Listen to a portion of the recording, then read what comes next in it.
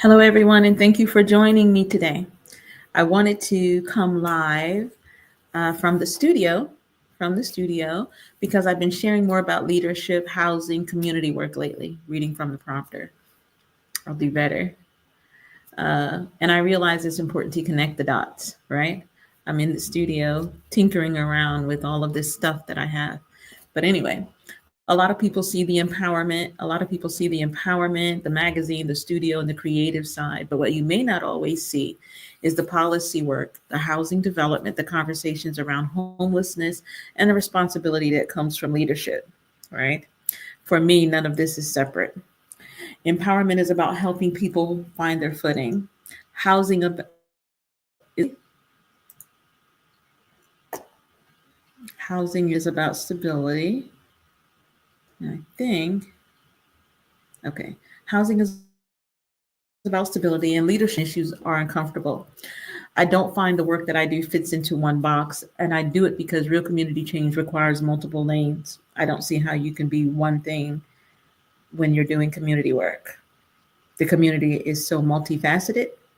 So today I wanted to talk honestly about why I show up in different spaces, why it matters, right? And what I'm committed to building moving forward. We're coming into 2026. So if you're here for growth, impact, and real conversation, you're in the right place. I'm probably going to end up re-recording this because we're playing. I want to see if I can hear the music. If you were live, if I was live, I would ask you. But I'm going to watch this later to see what I can hear.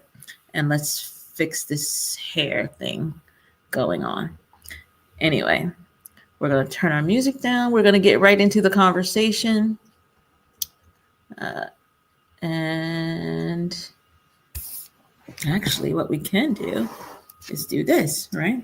So we're going to get right into the conversation. So what I do is more than one kind of work, right? And why it all matters. Today, I want to talk to you about why I show up in different spaces, empowerment, housing, leadership, community work, and why none of it is random, although it seems. I'm readjusting my computer and my microphone, which I'm hoping is coming through clearly. Lower this music a little bit, right? So today we're going to talk about rural homelessness. Most of you may or may not know, I do a lot of work around housing development, around housing and housing development, two different things, right? Housing is talking about the need, and across the country, we have an incredible need for housing. We hear the statistics more and more over the last few years. And so one of the things that I work very diligently on through various committees, subcommittees, programs, projects, and even my own nonprofit is, of course, homelessness and housing. And specifically in Sussex County, where I grew up, right, I talk about rural homelessness. I posted a few things on my Facebook and across my LinkedIn, across my social media platforms that talk about some recent ordinances that were passed that would help us as developers begin to create affordable housing. Affordable is different than workforce housing, right? I know we consider it to be a very fine line. However, I am the affordable housing chair for CDAC. And for me, that means a whole lot because affordable housing meets the consumer that is 80% or below the AMI. And I'll drop some information that talks about what those numbers really look like, right? So when we talk about rural homelessness, we're talking about like Sussex County, which doesn't have a lot of buildings and impact. We have a lot of rural land, and what that looks like. That's one of the reasons we have tent cities, right? Because where are they going to go? That they will not be bothered or that they can be safe. So they tend to congregate in these tent cities in the woods, right? For those of you that aren't familiar with tent cities. Affordable housing for me simply means housing that can be afforded by Those that are making 80%, we're talking about, yes, we may be talking about some nurses, some CNAs. We're talking about those that are working at McDonald's, those that work down to the outlets. We're talking about a myriad of people. We're also talking about our hardest hit people. We're talking about our people on fixed incomes, right? Those that are on fixed incomes certainly would be our seniors, right? Those that are disabled, because not all people that are disabled are seniors, and those that are making, less than 25 or 30, come in, 25 or 30% of the AMI, 80% are below the AMI, most 60% of the AMI, who cannot afford $1,000 to $1,200 in, let's say, rent, right? It's high. I'm a realtor, so I know that rent is very high. Like one or two bedrooms are right around somewhere between 15 and 18, if not higher, depending on where you go. And so today, in connecting the dots, I also want to talk about community impact, because I've seen recently, with regards to the recent ordinance that was passed, that your voice matters, right? And so coming out to speak up against the NIMBYs, not in my backyards, or against what we think might not be just for that demographic of folks, that may not have voice themselves, have their own voices, right? So we want to talk about community impact and the fact that your voice absolutely matters, even in this space. And then leadership responsibilities. You may not feel like a leader. However, I am going to say that you are one. You have an opinion that matters. Maybe you even have lived experiences. If you have lived experiences, your lived experience matters. And we want to hear from you, right? We certainly want to hear from you. Again, I'm coming to you today from the Love Her Empowerment Studio. I apologize for the background. I could have just switched around, but I will in the future. But you may have lived experiences, and we want to hear from you. I'm coming to you from the Love Her Empowerment Studio located in Milford, Delaware. And so I just wanted to take a moment on this snowy Sunday to talk to you a little bit about, the various postings that you may see if you follow me across the social media platforms, whether it's Instagram, LinkedIn, Facebook, TikTok now, right? So leadership isn't just about being visible, it's about being responsible, right? And so I feel like this is the most responsible thing that I could do coming into this next season, because I am lots of places. I have a voice, and this is me finally deciding that beyond lifestyle to just use my voice, right? So why am I coming to you from Love Her Empowerment Studio?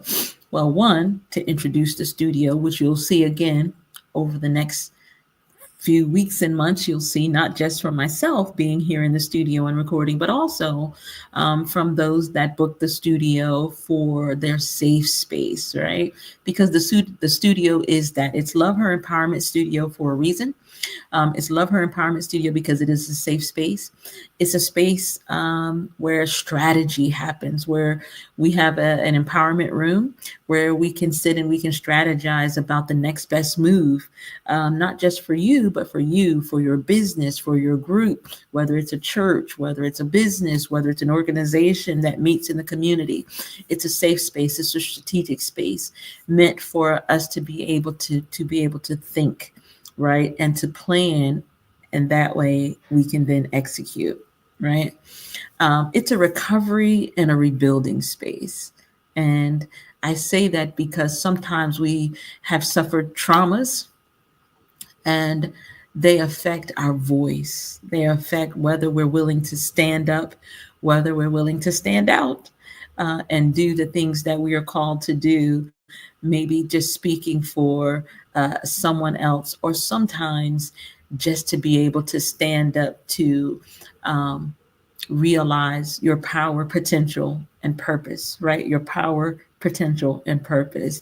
This is that space, a space to recover, a space to heal. So it's a recovery and rebuilding space. And it's a place where women can gain clarity, confidence, and capacity. Oh, okay. Clarity, confidence, and capacity.